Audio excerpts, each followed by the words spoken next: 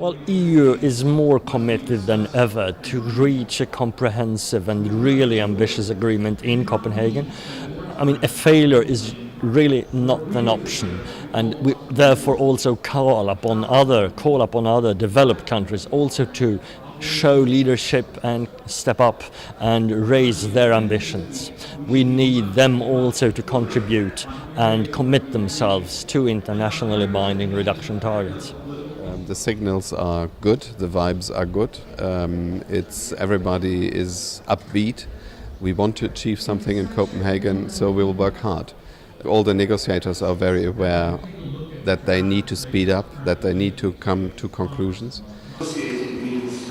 One of the challenges we have in Europe, awareness is really high. People are so committed and are also in a very good way pushing us politicians.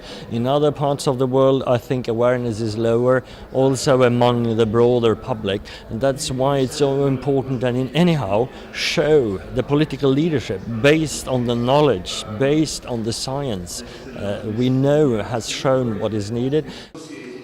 Emission reductions must be in line with science.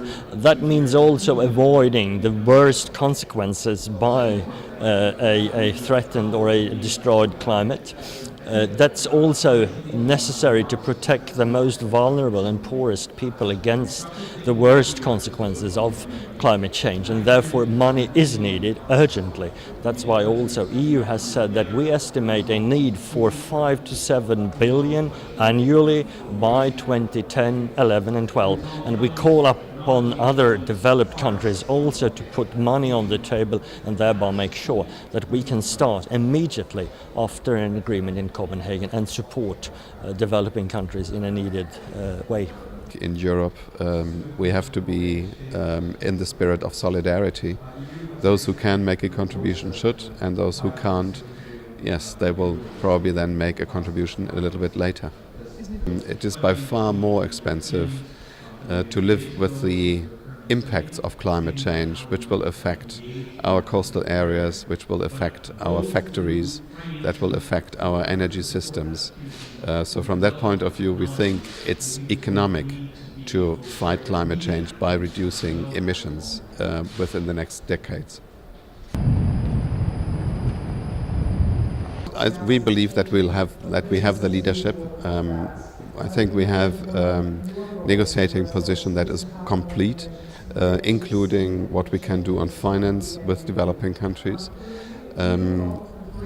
How other countries look at the leadership of the EU, of course, there's always a lot of criticism. Everybody wants to push the EU to even do more, put more money onto the table, have deeper emission reduction cuts. I think that's very clear. That's part of the whole game, isn't it? I absolutely expect an agreement to be reached there, and yes, I am more convinced than before that we can really expect that great outcome in Copenhagen.